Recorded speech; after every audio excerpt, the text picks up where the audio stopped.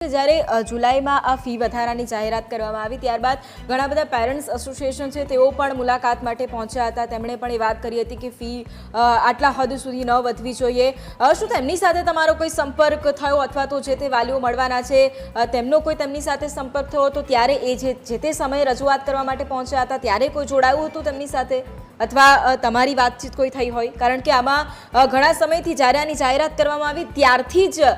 પેરેન્ટ્સે વાંધો ઉઠાવ્યો હતો। ઘણા બધા એસોસિએશન છે પેરેન્ટ્સના તે પણ મળવા માટે પહોંચ્યા હતા। ગયા વર્ષનું બી અમને ખબર છે કે ગયા વર્ષે બી સેમ આ રીતે ફી વધ્યો હતો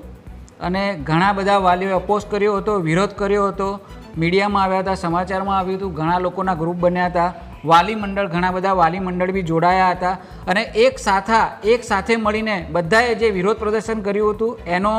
જે નતીજો હતો એ હતો કે સરકારે તાત્કાલિક ધોરણે ફી પાછી ખેંચી લીધી હતી। હવે આ વર્ષે પણ ફરી સરકાર એનું એ જ કરી રહી છે એ સમજાતું નથી મને। ઓકે હિરેનભાઈ, તમને ફરી પણ હું સવાલ કરીશ, પણ નેત્રા મારે તમને પણ એટલા માટે સવાલ કરવો છે કારણ કે તમારે ડૉક્ટર બનવું છે, તમારું એ સ્વપ્ન છે। તમે બીજી બધી વાત કદાચ ન સમજી શકો, ઘણી બધી ટેકનિકલ વસ્તુઓ છે તમે એ ન સમજી શકો, સરકાર કેમ કરી રહી છે તમે એ બધું ન સમજી શકો, તમારી માટે તમારા સ્વપ્ન ખૂબ મહત્વના હોય છે। એટલે ન્યૂઝ કેપિટલ ગુજરાત પર તમે આવ્યા છો, આ મંચ છે તમારી સાથે, એટલે તમે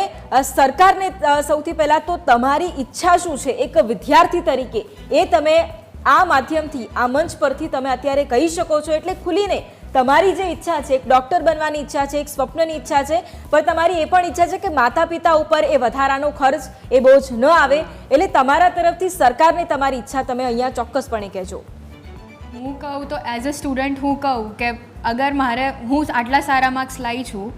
કે મારા પેરેન્ટ્સ અફોર્ડ પણ કરી શકે છે, પણ જ્યારે હવે મિડલ ક્લાસને જોઈએ, કોઈ પુઅર ફેમિલી પણ નીટ આપતું જ હોય તો હવે એ આપે અને એને પણ સારા માર્ક્સ આવે અને એને જીમર્સ પણ મળતી હોય તો હવે એ તો ફીના લીધે જે રૂકી જાય ને એ લોકો તો હવે રૂકી જાય તો પછી ઓબ્વિયસલી એ લોકોનું મન જ નહીં લાગે કોઈ બીજી ફિલ્ડમાં મન નહીં લાગે તો પછી યુથ આગળ ડાઉન થતું જશે। અગર યુથ જ ડાઉન થતું જશે, ગવર્મેન્ટ આવી રીતે કહે છે કે યુથ જે યુથ ફંડ છે એને ઇન્ક્રીઝ કરો, હવે ગવર્મેન્ટ આવી રીતે તો બીજાની ફીસ લઈને તો યુથ ફંડ ઇન્ક્રીઝ નહીં કરી શકે। અગર યુથ ફંડને જ ઇન્ક્રીઝ કરવું છે તો એની એજ્યુકેશનમાં ઇન્વેસ્ટ કરો, કોલેજ સીટને ઇન્ક્રીઝ કરવાની હોય, કોલેજીસ ઇન્ક્રીઝ કરવાની હોય। લાસ્ટ 29 યર્સમાં એક પણ ગવર્મેન્ટ કોલેજ ઇન્ક્રીઝ નથી થઈ ગુજરાતમાં, બસ આટલી જ 13 જીમર્સ કોલેજ છે, 6 જે ગવર્મેન્ટ કોલેજ છે, ગવર્મેન્ટ કોલેજમાં 6માં પણ એમાં પણ બધી રિઝર્વેશન્સ આવી જાય છે તો ઓપન માટે તો બહુ જ ઓછી સીટ બચી રહી છે। હવે એ સીટ પછી ઓછી છે તો પછી અમારે હજી વધારે નેક્સ્ટ યર પછી મહેનત કરવી પડે તો હજી કટ ઓફ ઇન્ક્રીઝ થઈ જાય તો એનું એ જ પછી રીઝન આવી જાય છે કે કટ ઓફ ઇન્ક્રીઝ થઈ ગયું, કોલેજ ના મળી, કટ ઓફ ઇન્ક્રીઝ થઈ ગયું, કોલેજ ના મળી, તમે ફીસ ઇન્ક્રીઝ કરી દો છો તો ગવર્મેન્ટને એટલું જ કહું છું કે તમે આટલી ફીસ વધી છે તો તમારો અગર કોઈ સ્ટુડન્ટ હોય, તમારી ફેમિલીથી હોય તો તમે ત્યારે ઓછું કરી દો, જ્યારે બીજાના સ્ટુડન્ટ હોય ત્યારે તમે ઇન્ક્રીઝ કરી દો છો તો ધીસ ઇઝ અનફેર। ઓકે હિરેનભાઈ, શોર્ટમાં તમારો જે પણ પોઈન્ટ છે તમે મૂકી શકો છો। લાસ્ટ મારો સવાલ તમને એ પણ છે કે ગવર્મેન્ટ તરફથી એ વાત થતી હોય છે કે સ્કોલરશિપ મળે છે, સ્ટાઇપન્ડ અમે આપીએ છીએ અથવા તો એ બધી સુવિધાઓ ફ્રી કાર્ડની જે હોય છે યોજના એ બધું જ મળતું હોય છે, એટલે તમને આ જે એક બહાનું પણ આગળ કર્યું છે તમે એને બહાનું માનો છો કે તમને એવું લાગે છે કે ખરેખર ગવર્મેન્ટ આવું કરી રહી છે તો ફી ભરવી પણ જોઈએ? તમારી એક છેલ્લી પ્રતિક્રિયા। આ ખરેખર આ બહાનું જ છે કારણ કે આ જે સહાયને બધી જે છે યોજનાઓ એ આખા ઓલ ઓવર ઇન્ડિયામાં છે, કે ખાલી ગુજરાતમાં નથી, બરાબર છે? અને આખા ગુજરાતમાં જ છે આ બધી યોજના અને ઇન્ડિયામાં પણ છે। હવે જે ફી વધારો થયો છે ફક્ત ને ફક્ત ગુજરાતમાં જ થયો છે। એક બાજુ તમે સહાયની વાતો કરો છો, સહાય માટે જે પણ ડોક્યુમેન્ટ જોઈએ એટલા બધા કડક ડોક્યુમેન્ટ હોય કે જે સામાન્ય માણસ ના પહોંચે, જેટલા ટકા લાવવાના હોય એટલા ટકા લાવવા પડે, આવકનો દાખલો બતાડવો પડે, ઘણા બધા આમાં ક્લોઝીસ હોય છે, ત્યાર પછી તમને સહાય મળતી થાય છે। હવે એના પછી તમે એમ કહો છો કે ભાઈ સહાય મળે છે તો સહાય મળે છે પણ એ કયા લોજિકથી મળે છે તો તમે જુઓ, કારણ કે સામાન્ય બાળક છે એટલે તમે સહાય આપો છો અને હવે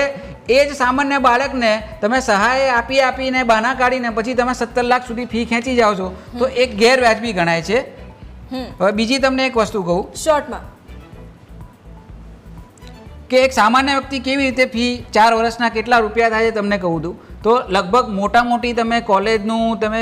જો બહાર વિદ્યાર્થી ભણવા જતા હોય તો કોલેજની હોસ્ટેલથી માંડીને અત્યારે જે ફી વધારી છે એ ફીના ધોરણો તમને કહું તો 1 કરોડ રૂપિયા વિદ્યાર્થી જો બહાર નીકળે 5 વર્ષ પછી 5.5 વર્ષ પછી તો 1 કરોડ રૂપિયા થાય. એના પછી એને 1 વર્ષ સેવા આપવાની હોય છે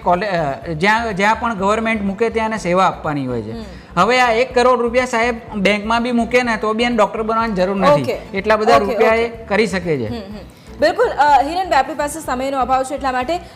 એટલે ચોક્કસપણે એક વાલી તરીકે જ્યારે તમે બંને જોડાયા, એક સ્ટુડન્ટ તરીકે પણ આપ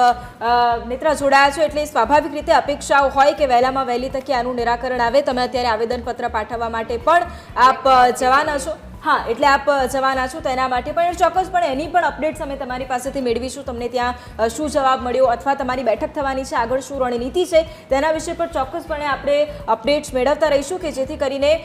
જે બોજ ફીનો જે બોજ વાલીઓ પર પડી રહ્યો છે તે ચોક્કસપણે તેમાંથી તેમને પણ રાહત મળે. ન્યૂઝ કેપિટલ ગુજરાત તમારી